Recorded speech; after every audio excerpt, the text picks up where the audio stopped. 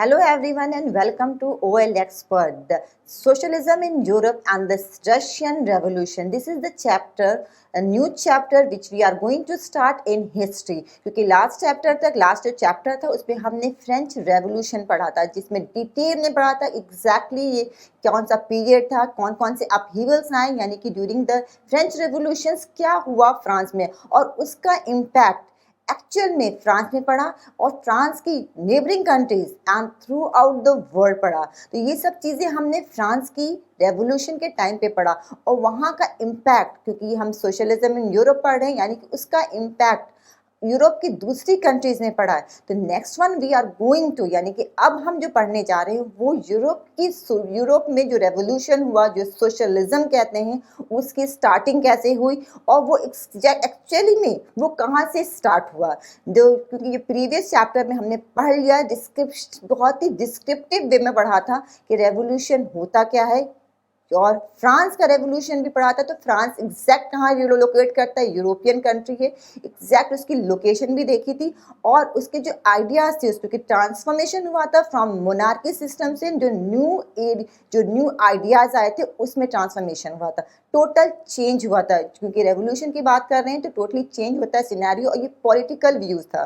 तो सब कुछ हम देख चुके हैं और उसका जो इम्पैक्ट था वो पूरे यूरोप में पड़ा था। और फ्रेंच रेवोल्यूशन ने ही एक पॉसिबिलिटी एक ओपन की थी कि हाँ, नई सोच आई थी कि जो ह्यूमन राइट्स की बात करते हैं या इक्वालिटी की बात करते हैं, ये स्टार्ट भी हुआ था कहाँ से, फ्रांस की रेवोल्यूशन से हुआ था। बिफोर द 18th सेंचुरी जो फ्रांस की जो सोसाइटी थी वो 3 स्टेट्स में डिवाइड थी। First one clergy, then nobles and the third one was there of general public, यानी कि उसमें सारे शॉपकीपर्स भी आते थे, बिजनेस क्लास भी आता था और जो एजुकेटेड लोग थे, जो एजुकेटेड प्रोफेशनल्स थे वो भी आते थे, सब उसमें बिलोंग करते थे। और जो टैक्सेस था, जो सबसे ज़्यादा बर्डन था, जो रीज़न था, जो रेवोल्यूशन होने का मेन रीज़न था, वो टैक्सेस का इंक्रीमेंट था, वो जो थर्ड स्टेट था उस पर बर्डन जा रहा था। तो ये सब चीज़ें हमने बहुत अच्छे से पढ़ी थी। और चर्च का इन्वॉल्वमेंट, क्योंकि वहाँ पे उस टाइम पे जो चर्च था वो एक अलग एंटिटी नहीं था, उसका डायरेक्ट इम्पैक्ट पड़ता था वहाँ की सोसाइटी पे, यानी कि जो पावर थी, जो रूलिंग पार्टी थी, वो चर्च से पूरा कंसर्न करके रूल्स एंड रेगुलेशंस मिल के बनाते थे।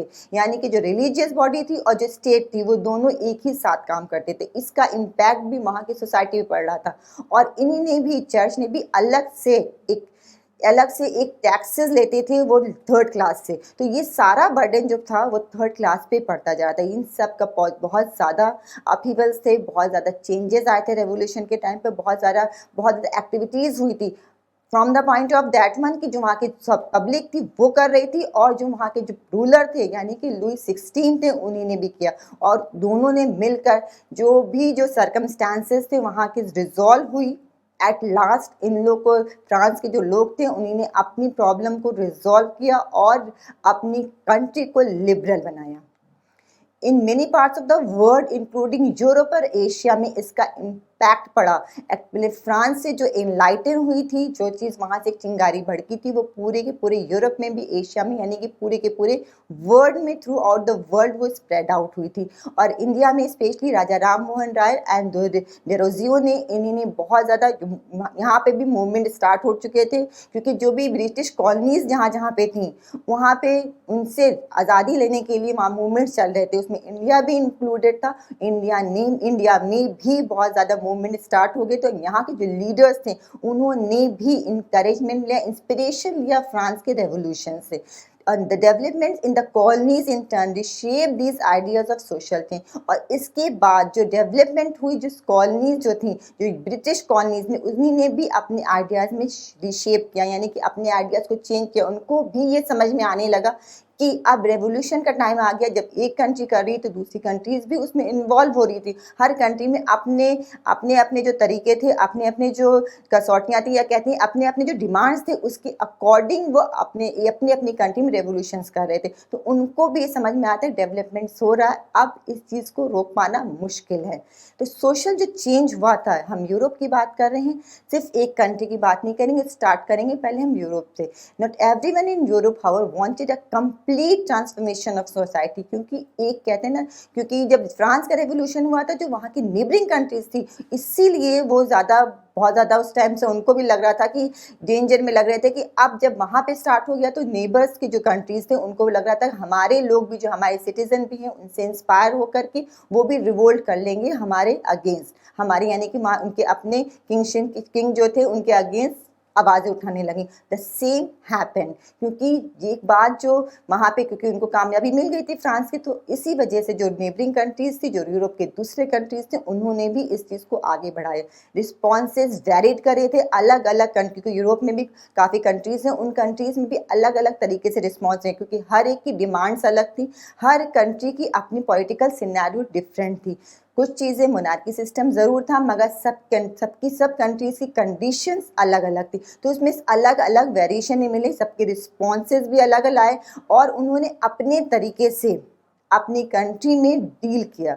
और सम वर कंजर्वेटिव, अदर वर लिबरल्स और रेडिकल्स। अब ये था कि यूरोपियन कंट्रीज जो थी उसमें भी बहुत सबके अलग अलग सोच थे, अलग अलग तरीके के लोग थे, कुछ लोग कंजर्वेटिव नेचर के थे, कुछ लिबरल्स थे, कुछ रेडिकल्स थे। अब एक्चुअल में ये लिबरल्स, रेडिकल्स या फिर कंजर्वेटिव, इनका वर्ड का मीनिंग क्या, या फिर इस ग्रुप में कैसे लोग आते हैं, उनकी सोच क्या, उनके आइडियाज़ क्या हैं, ये समझ लेते हैं। तो इस चैप्टर में, क्योंकि सेकंड चैप्टर है सोशलिज्म इन यूरोप, तो इसमें हम कवर करेंगे कि कौन कौन से इंपॉर्टेंट पॉलिटिकल ट्रेडिशंस थे जो 19th सेंचुरी में थे और जिनका इन्फ्लुएंस हुआ, बहुत ज़्यादा चेंजेस आए, कैसे चेंजेस आए, क्या कौन कौन से इम्पॉर्टेंट हैं, और बेसिकली फोकस करेंगे एक हिस्टोरिकल इवेंट में जिसमें टोटली रेडिकल ट्रांसफॉर्मेशन हुआ है सोसाइटी का, क्योंकि सब ने अपने अपने तरीके से एक्सेप्ट किया था। यूरोपियन कंट्रीज़ ने, किसी ने टोटली चाहा कि हम ट्रांसफॉर्मेशन चाहते, कुछ चाहते थे कि हाँ थोड़ा स्लो प्रोसेस, हम चेंजेस चाहते हैं, हम ट्रांसफॉर्मेशन चाहते हैं, बट एग्जैक्टली फौरन नहीं चाहते, हम चाहते हैं कि ग्रेजुअली हो, यानी कि धीरे धीरे करके चेंजेस आए। तो ये चीज़ें हम एक एक करके सबके बारे में धीरे धीरे करके पढ़ेंगे। And through this revolution Russia की स्पेशली बात करेंगे, जहाँ पे सोशलिज्म था became one of the most significant and powerful ideas to shape society in the 20th century. सबसे इम्पॉर्टेंट जो है, जो यूरोपियन कंट्री की बात कर रहे हैं, तो रशिया का रशियन रेवोल्यूशन है जिसने 20th सेंचुरी में टोटली चेंज किया था अपनी सोसाइटी का शेप। तो हम रशियन रेवोल्यूशन को एक अलग से पढ़ेंगे, उसमें क्या हुआ था, कैसे रिफॉर्म्स आए थे, और रेवोल्यूशन के ड्यूरिंग द रेवोल्यूशन क्या क्या वहाँ की क्या सिनेरियो था, पॉलिटिकल या सोशल। अब द वर्ड आता है कि लिबरल, रेडिकल्स और कंजर्वेटिव्स, इनका एक्चुअल मीनिंग क्या है।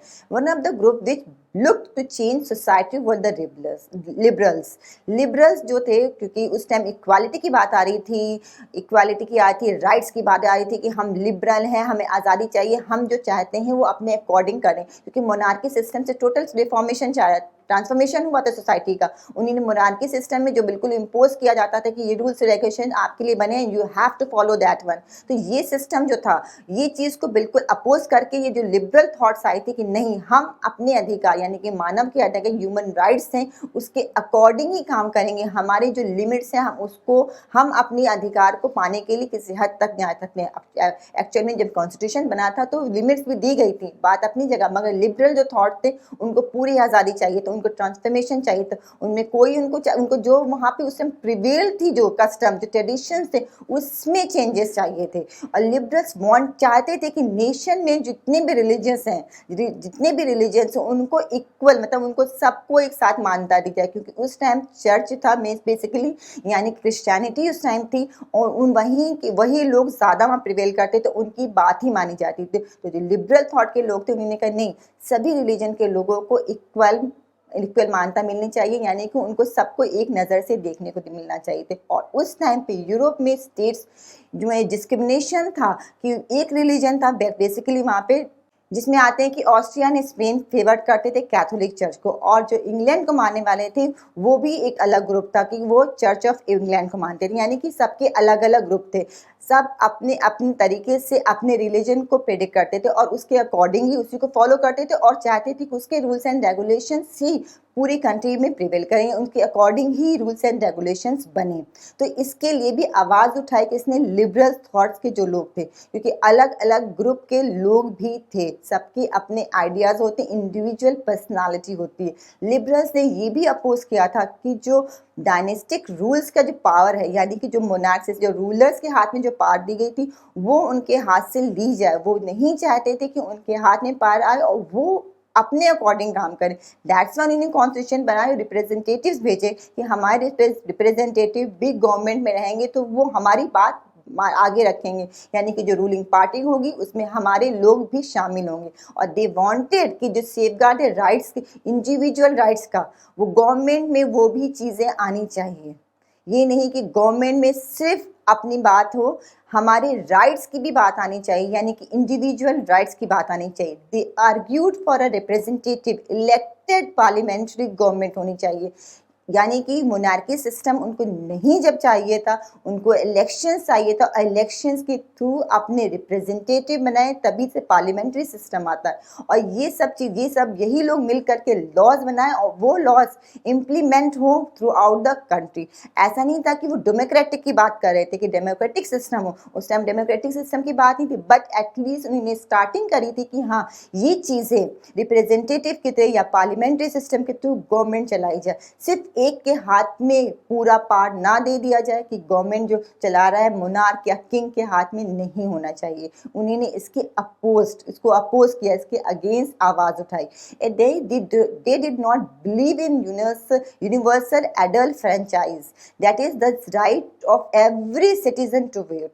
एक्चुअल में उस टाइम पे, क्योंकि हम अगर बात करें फ्रांस से ही इंस्पायर हुआ था यूरोप की दूसरी कंट्रीज भी, तो उस टाइम पे भी था कि वहाँ पे सबको आज़ादी नहीं थी वोट देने के। इलेक्शन में सभी पार्टिसिपेट नहीं कर सकते थे। 25 ईयर्स के अबव जो लोग थे सिर्फ उन्हीं को पार्टिसिपेशन के लिए अलाउड था, और स्पेशली जो विमेन थी उनको अलाउड नहीं था। तो यहाँ पर भी इनको दिया गया कि हाँ विमेन एक्सेप्शनल थे, उनको वोट देने का अधिकार नहीं था, बट जो मेन थे उनको अधिकार था कि वो पार्टिसिपेट करें इलेक्शंस में और अपने रिप्रेजेंटेटिव चुने। तो ये लिबरल थॉट्स के लोग हो गए।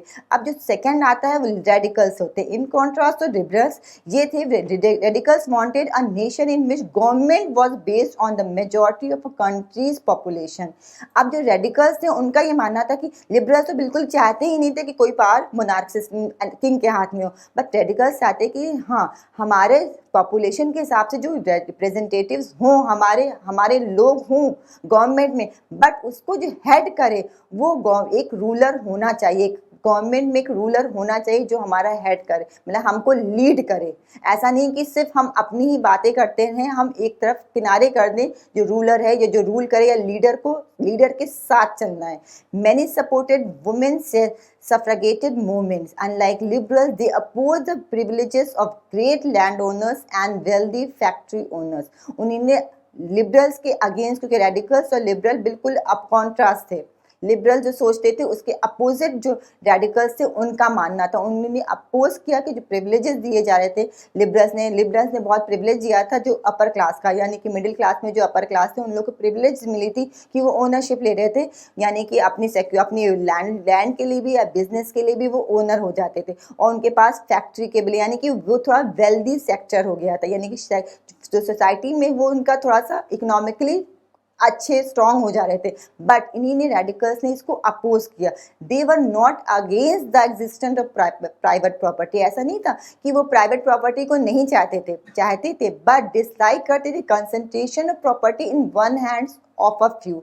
वो ये नहीं चाहते थे कि इंडिविजुअल जो, क्योंकि वेल्दी जो सेक्शन होगा वो लिमिटेड था उस टाइम पे, उनको बस लिमिटेड लोग थे जो वेल्दियर थे, और वो एम्प्लॉय करते थे अपने अंडर एम्प्लॉयज़ को। तो मतलब जो वेल्दियर सेक्शन था उनके पास एक अलग एंटिटी बन रही थी, उनके पास अलग पावर आ रही थी और वो एक अलग सेक्शन बन रहा था। वो ये नहीं चाहते थे, जो रेडिकल्स थे वो चाहते थे कि साथ में ये लोग रहें, बट होल सोल जो कहते हैं होल सोल पावर है वो सिर्फ उन्हीं के हाथ में ना, बल्कि वो जो भी प्रॉपर्टी है वो सबके बीच में बटे। यानी कि जो लिबरल और यहाँ पे रेडिकल्स की दोनों की सोच में फर्क आ गया था। वो चाहते थे कि हाँ, उसमें लिबरल चाहते कि हमारे में से इंडिविजुअल एक वेल्दी सेक्शन निकले और वो लीड करे, उनके पास पावर हो, वो अपने एम्प्लॉयज रखें। इसी जगह रेडिकल्स चाहते थे कि हाँ, सेक्शंस निकले मगर उनके पास सिंगल हैंडेड पावर ना हो, वो चीज़ सब में बटे। यानी कि अगर कोई बिजनेस कर रहा है तो बिजनेस का सिर्फ एक ओनर ना, जितने भी एम्प्लॉय हैं उसमें उनकी भी प्रोपोर्शंस होने चाहिए। This is the basic difference कि रेडिकल्स और लिबरल्स की थॉट में फर्क था। इसीलिए सब में दो, जो रेडिकल्स के सोच रखते थे वो डिफरेंट ग्रुप बनते जा रहे थे और लिबरल्स एक डिफरेंट ग्रुप बनता जा रहा था। अब इसके बिसाइड्स,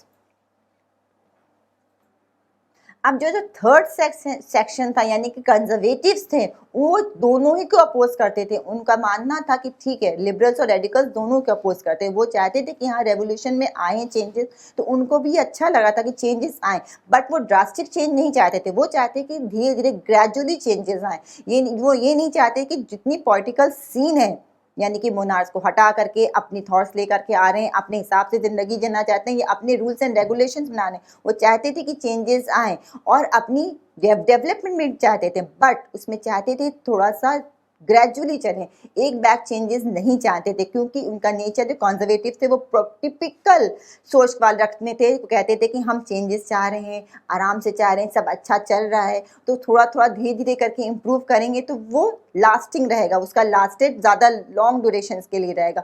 अर्लियर 18th सेंचुरी में तो उन्हीं कंजर्वेटिव ने अपोज ही किया था कि नहीं, हमें चेंज नहीं करना है, पर later on in 19th century में जब स्टार्ट हुआ तो उन्होंने एक्सेप्ट करना शुरू कर दिया कि हाँ, चेंजेस जो आ रहे हैं वो हमारे डेवलपमेंट के लिए हैं, और उनको बिलीव होने लगा कि जो, बट वो इस बात को भी मानते थे, वो इस बात को भी कहते थे कि हाँ, हम आगे बढ़े, हम नई चीज़ें अपनाएं ज़रूर, बट जो पास्ट में, मेरा जो पास्ट है उसको भी रिस्पेक्ट करें, उसकी भी रिस्पेक्ट करें और उसको साथ लेकर के हम आगे बढ़े। ये नहीं कि हम पास्ट को अपने भूल जाएं, उसकी रिस्पेक्ट ना करें और आगे जो मॉडर्न चीज़ें हैं या अपने न्यू आइडियाज़ को हम ज़रूर लें, ज़रूर अपनाएं, उसके अकॉर्डिंग रूल्स एंड रेगुलेशंस बनाएं, बट जो बेसिक है वो हमारा पास से होकर आना चाहिए। तो ये कंजर्वेटिव सोच थी, उनकी सोच थी, उन्होंने चेंजेस ज़रूर लाए। 18 से 19 सेंचुरी में जब आए तो इनमें थोड़े चेंजेस आ गए। उन्होंने चाहा कि हम भी डेवलप करें, अपनी सोच को बदले। Such differing ideas about social change did clash during the social and political turmoil that followed the French Revolution.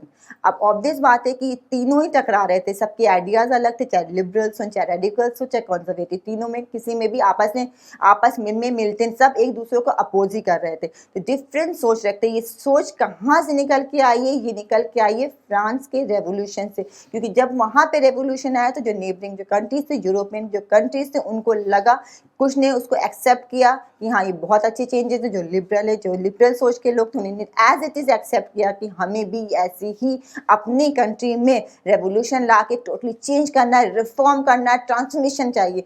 But जो दूसरे कंजर्वेटिव थे, अपोजिट टू लिबरल्स, बिल्कुल कॉन्ट्रास्ट थे, उनको था कि नहीं, हमें अपनी जो मेरा चला आ रहा है, ट्रेडिशनल चला आ रहा है वे ऑफ लिविंग, हम उसी को अपनाएंगे, उसी को कंटिन्यू करेंगे। बाद में लेटर ऑन दे रियलाइज कि हाँ, हमें चेंजेस चाहिए, क्योंकि हमें भी डेवलपमेंट चाहिए। उनको भी अच्छा लग रहा था कि हम आगे बढ़ रहे हैं, ज़िंदगी में कुछ चेंजेस आ रहे हैं और पॉजिटिव चेंजेस आ रहे थे, और इसी में अगेंस्ट हो रहे थे, तो चेंजेस आए थे रेडिकल थॉट्स के लोग भी, क्योंकि उनको लगता था कि हम ड्रास्टिक चेंज ना करें, हम चेंजेस अपने अकॉर्डिंग करें। तो रेडिकल्स और लिबरल्स और कंजर्वेटिव तीनों अलग अलग सोच रख रहे थे, और तीनों ही यूरोप की अलग अलग कंट्रीज में देखने को मिल रहा था। And these various attempts at revolution and national transformation in the 19th century helped define both the limits and potential of these political tendencies. अब यही सारी जो वेरियस अटेम्प्ट्स थे, सबकी अपनी अपनी सोच, अपने अपने मूवमेंट्स, अपने अपने रेवोल्यूशन के तरीके डिफाइन कर रहा था, लिमिट भी डिफाइन कर रहा था, पोटेंशियल भी डिफाइन कर रहा था कि पॉलिटिकल जो सिनेरियो हो कि क्या लिमिट हो सकती है और कितनी ज़्यादा कैपेबिलिटी, यानी कि पॉलिटिकल सिनेरियो में क्या क्या हो सकता है, क्या क्या पॉसिबिलिटीज़ हैं। अब जो आता है कि इंडस्ट्रियल सोसाइटी, हम यूरोप की बात करें तो उस time industrial society and social change, क्योंकि उस टाइम इंडस्ट्री वहाँ पे बहुत अच्छे से ग्रोथ कर रही थी और उसमें सोशल चेंजेस भी आए थे। तो क्या हुआ था इंडस्ट्रियल सोसाइटी में, और जो सोशल चेंज हुआ था, सोसाइटी में जो चेंज हुआ था, वो क्या था और कैसे हुआ था. These political trends were sign of a new time. It was a time of profound social and economic changes. It was a time when new cities came up and new industrialized regions developed, railways expanded and the industrial revolution occurred. ये वही time था Europe का जब industrial development start हो चुका था, industrial revolution start हो चुका था और न्यू सिटीज एक्सपैंडेड हो रही थी. रेलवेज यानी कि रेलवे ने एक्सपैंड किया था, यानी कि रेलवेज ने एक जगह से दूसरी जगह को कनेक्ट किया था रेलवे के जरिए, यानी कि जो माइनिंग यहाँ पे जो रिसोर्सेज थे या फिर जो कहते हैं कि मार्केट था उसको एक कनेक्ट करने का काम किसने किया था, रेलवे ने किया था. तो उस टाइम पे पूरे यूरोप में ये सब चीज़ें चल रही थी, इंडस्ट्रियल रेवोल्यूशन चल रहा था एक्चुअल में, जिसकी वजह से टोटल जो चेंज आ रहा था वो किस में आता है, सोसाइटी में जो लोग रह रहे थे उनकी सोच में, उनके वे ऑफ लिविंग में या लाइवलीहुड में टोटली चेंजेस आ रहे थे. इंडस्ट्रियलाइजेशन सिर्फ ये नहीं था कि सिर्फ वहाँ पे, क्योंकि उस टाइम पे सभी काम कर रहे थे, चाहे मैन हो, चाहे विमेन हो, चाहे चिल्ड्रन हो, सब ने फैक्ट्री को ज्वाइन किया, सब वर्कर एज अ वर्कर सब ने काम शुरू कर दिया था. सब इंडस्ट्रीज को किसी न किसी फैक्ट्री में काम करते थे, कहीं ना कहीं वर्कर एज अ एम्प्लॉयड थे और उनके जो वर्क आवर्स थे वो बहुत ही ज़्यादा लॉन्ग थे और लो वेजेस पे वो लोग काम करते थे. ज़रूर इंडस्ट्री सभी काम कर रहे थे, वर्कर्स की तादाद बढ़ गई थी, सब कुछ हो गया था, मगर जो स्पैन था, वर्किंग आवर्स था, वो बहुत लॉन्ग था, लॉन्ग ड्यूरेशन था और उनको जो वेजेस मिलते थे वो भी अच्छे नहीं थे, बहुत पुअर वेजेस पे रखे जाने, यानी बहुत ही कम वेजेस पे उनको काम करना होता. Unemployment was common. इतना सब होने के बाद भी, क्योंकि पॉपुलेशन बढ़ रही थी, particularly during the time of low demand for industrial goods, जब इंडस्ट्रियल गुड्स की कम हुई ऑब्वियसली, तो उन्हीं ने क्या किया, अपने में जो वर्कर्स थे उनको छांटना शुरू किया, तो अनएम्प्लॉयमेंट बढ़ गया और इसकी वजह से अब आ तो रही थी, क्योंकि जो पूरे ही यूरोप की बात कर रहे हैं हम, पूरे यूरोप में ही चल रहा था ये सब चीज़ें. तो जो लोग जो रूरल एरिया में रहते थे वो काम करने के लिए आ तो रहे थे अर्बन एरिया में, यानी कि इंडस्ट्री जहाँ या फैक्ट्री लगी थी वहाँ पे आकर के काम करने के लिए. वहाँ पे हाउसिंग की प्रॉब्लम आ रही थी, वहाँ पे रहने की प्रॉब्लम आ रही थी और सैनिटेशन की भी प्रॉब्लम आई थी, यानी कि वो उनका जो एटमॉस्फेयर था घर का वो भी हेल्दी नहीं था, यानी कि बहुत ही अच्छी कंडीशंस में वो नहीं रह पा रहे थे. लिबरल्स एंड रेडिकल्स जो थे, जो इस सोच के लोग थे, इन्हीं सोचा कि ये चीज़ है, ये जो सिचुएशन आ रही है, जो हाउसिंग की प्रॉब्लम आ रही है, लो वेजेस पे लोग वर्कर्स रखे जा रहे हैं, लिबरल्स एंड रेडिकल्स ने अब इन सब चीज़ों से सोल्यूशन निकालना सोचा, क्योंकि ये सब इश्यूज इतने लार्ज स्केल पे थे, क्योंकि वहाँ के लिबरल्स और रेडिकल्स भी ऑब्वियसली वहीं की पब्लिक ही थी, उन्हीं से लीड कर रहे थे, उनकी ही सोच में के लोग थे, तो उनको भी समझ में आया था कि हमारे देश के जो लोग हैं, हमारे कंट्री के जो लोग हैं वो सफ़र करेंगे, बहुत ही इश्यूज़, ये बहुत ही ज़्यादा उठे हुए इश्यूज़ थे, उनको प्रॉब्लम अगर ये सॉल्व नहीं की जाएगी तो हम कहीं से भी आगे सर्वाइव नहीं कर पाएंगे. तो इन लोगों ने ही ये चीज़ें, क्योंकि पुअर वेजेस थे और है जो हाउसिंग सोसाइटी थी उनकी बहुत ही अनहेल्दी कंडीशंस में रहे थे, इन सब को उठाया. Almost all industries were the property of the individuals, क्योंकि अभी हमने बात करी थी कि रेवोल्यूशन जो फ्रांस का हुआ था उसके थ्रू ये लोग इंस्पायर हुए थे. तो इंडिविजुअल्स जो वेल्दी जो सेक्शन था सोसाइटी का, वो अपने अपने इंडस्ट्रीज वगैरह, वेल्दी सेक्शन हो गए थे, अपने अपने इंडस्ट्रीज या फैक्ट्रीज लगा ली और उसमें एम्प्लॉय रखा था, यानी कि थर्ड क्लास के लोगों को एम्प्लॉय रखा था और उनको लो वेजेस पे काम करवा रहे थे. तो ये काम तो करवा रहे थे मगर वेजेस कम दे रहे थे. इस वजह से ये सेक्शन जो था, जो वेल्दियर सेक्शन, जो ओनर थे या कहते हैं जो एम्प्लॉयर थे, वो तो वेल्दी होते ही जा रहे थे, उनके पास वो कम वेजेस दे करके वो उनसे ज़्यादा गेन कर ले रहे थे, अपने इकोनॉमिक स्टेटस तो बढ़ाते जा रहे थे, मगर जो कंडीशन थी थर्ड लेवल की या पुअर सेक्शन की और पुअर होती जा रही थी, यानी कि गैप बढ़ता ही जा रहा था. लिबरल्स और रेडिकल्स ने उन्हीं ने सोचा कि जो ऑल्सो अब लिबरल्स और जो रेडिकल्स थे उन्हीं ने इन सब इश्यूज के कोई सॉल्यूशंस निकालने सोची, क्योंकि वो भी वहीं रह रहे थे और मैक्सिमम जो इंडस्ट्रीज थी वो ज़्यादातर इंडिविजुअल से, और उसमें से भी जो लिबरल्स और रेडिकल्स थे उनके ही वो ही ओनर्स होते थे, यानी कि जो इंडस्ट्रीज या फैक्ट्रीज के ओनर्स थे मैक्सिमम यही लोग थे, वेल्दियर सेक्शन था, यानी कि लिबरल्स और रेडिकल्स थे। तो उनको ये इश्यूज समझ में आ रहे थे कि ये इश्यूज बहुत ज़्यादा बढ़ते जा रहे हैं और इनका सोल्यूशन निकालना भी ज़रूरी है, क्योंकि जो वेल्दियर सेक्शन था उन्हीं ने मैक्सिमम कैसे अपना अपना स्टेटस कैसे बढ़ाया था, उन्हीं ने अपना ट्रेड के जरिए इंडस्ट्रियल जो वेंचर्स बनाए थे उसके जरिए ही अपना जो इकोनॉमिक्स फाइनेंशियल जो कंडीशन थे उसे इम्प्रूव करी थी। और उनको लग रहा था कि अगर ये they felt that such effort should be encouraged, that its benefit will be achieved if the workforce in the economy was healthy and citizens were educated। उनको अब रियलाइज हुआ कि अगर ये चीज़ें जो हमारी सेक्शन है सोसाइटी का, जो पुअर सेक्शन है, अगर इनको एजुकेट कर दिया जाए और इनका वर्कफोर्स प्रॉपरली लगाया जाए तो ये डेवलप कर जाएंगे और इनको भी अपग्रेड कर जाएगा, इनकी भी जो कंडीशन है फाइनेंशियली या इकोनॉमिकल कंडीशन है उसको भी राइज अप कर सकते हैं। तो ये जो सोच रखी इन लोगों ने, ये एक बहुत, क्योंकि उनमें से काफ़ी ऐसे थे जो खुद ओनर्स थे फैक्ट्रीज के और इंडस्ट्रीज के, मगर उन्हीं ने तब भी ये सोच रखी कि नहीं, हमें अपने अपने जो हमारे जो कंट्री के लोग हैं उनका भी जो सोसाइटी की जो ये सेक्शन है उसको भी अपग्रेड करना है।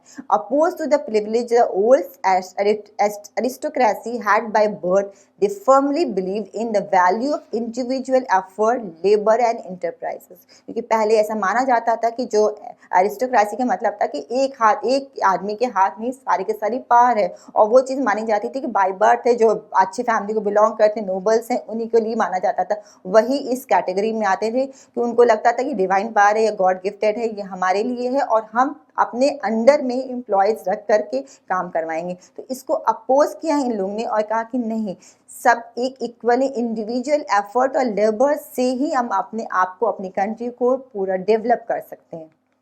If freedom of individuals were ensured, if the poor could labor and those with capital could operate without restraint, they believe that societies will develop। अब इनकी जो सोच थी वो कहने, अगर इंडिविजुअल की फ्रीडम को सिक्योर कर दिया जाए और अगर जो पुअर क्लास है वो लेबर कर सकते हैं और कैपिटल को अगर प्रॉपरली ऑपरेट किया जाए तो बिलीव किया जा सकता है कि अपनी सोसाइटी को डेवलप कर सकते हैं। तो ये डेवलपमेंट के लिए ये सारी चीज़ें कि हम इंडिविजुअल को फ्रीडम दें, जो जितना पुअर सेक्शन है उनका लेबर जो प्रॉपरली इसको इंगेज करें, लेबर क्लास को इंगेज करें प्रॉपरली, और जो कैपिटल है उसको प्रॉपरली ऑपरेट करें, कैपिटल को इन्वेस्ट करें प्रॉपरली, तो डेफिनेटली जो कंट्री है वो डेवलप करेगी ही करेगी। Many working man and women who wanted changes in the world rallied around liberal and radicals groups and parties in the early 19th centuries। अब ऐसे, क्योंकि ज़्यादातर से वहाँ पे वर्कर्स थे, मैन और वुमेन किस में थे, फैक्ट्रीज में, या वर्किंग क्लास थे, फैक्ट्रीज में करते थे, या इंडस्ट्रीज में वर्किंग क्लास थे।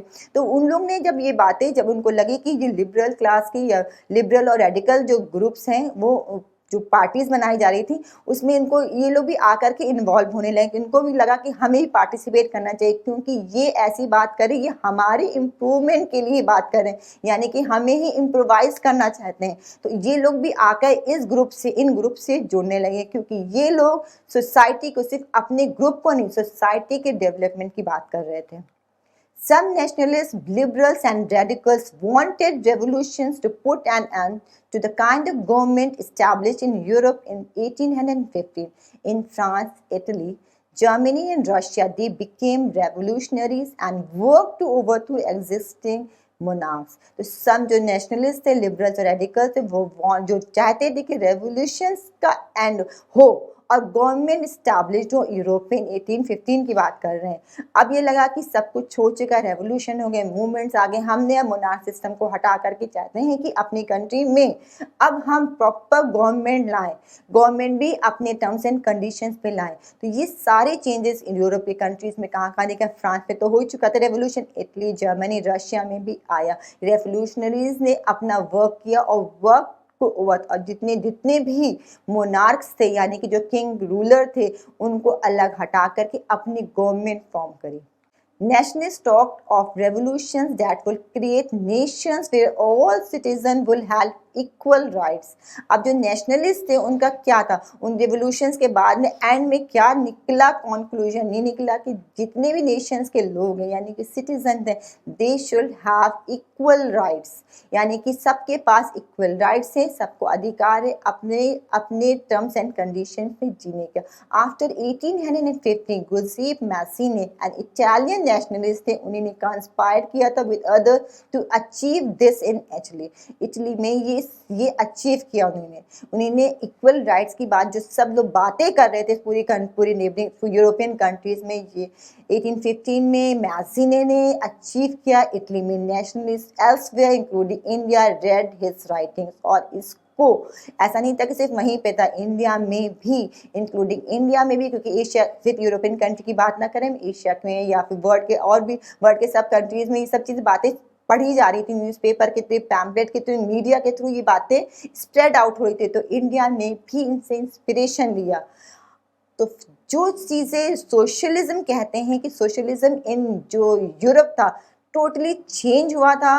मोनार्क सिस्टम से, मोनार्क सिस्टम यानी कि किंगशिप थी, यूरोप की काफ़ी कंट्रीज़ में थी, वहाँ पे किंगशिप को हटा करके रेवोल्यूशन, टोटल रिफॉर्मेशन हुआ और वहाँ पे गवर्नमेंट का फॉर्म आया। तो ये सब चीज़ें अगर हम देखें सोशल चेंज कैसे हुआ, स्पेशली हम रशिया के इसमें देखने चाहें तो इसमें 3 सोशल चेंजेस आए थे, लिबरल्स थे, रेडिकल्स थे एंड कंजर्वेटिव्स थे। यूरोप में सोशल चेंजेस जो आए थे वो थ्री थॉट्स के थ्री आए थे, जैसे कि लिबरल्स, रेडिकल्स और कंजर्वेटिव्स। लिबरल्स ने change the society, oppose the uncontrolled power of dynastic rulers. जो लिबरल्स थे टोटली चेंज करना चाहते थे जो अनकंट्रोल्ड पावर थी, जो जिनके पास जो रूलर्स थे, डायनेस्टिक सिस्टम थे, मोनार्क्स थे, उनसे टोटल चेंज रिफॉर्मेशन चाहते थे। बट रेडिकल्स थे, government was based on the radicals थे, वो क्या चाहते थे, government was based on the majority of a country's population. और इसके अगेंस्ट जो कंजर्वेटिव्स थे बिल्कुल ही अपोज, डिफरेंट उनके आइडियाज थे, वो अपोज करते थे लिबरल्स एंड रेडिकल्स को, बट एक्सेप्ट कर या उन्होंने accepted some changes in society. This is all about कि सोशलिज्म इन यूरोप कैसे स्टार्ट हुआ।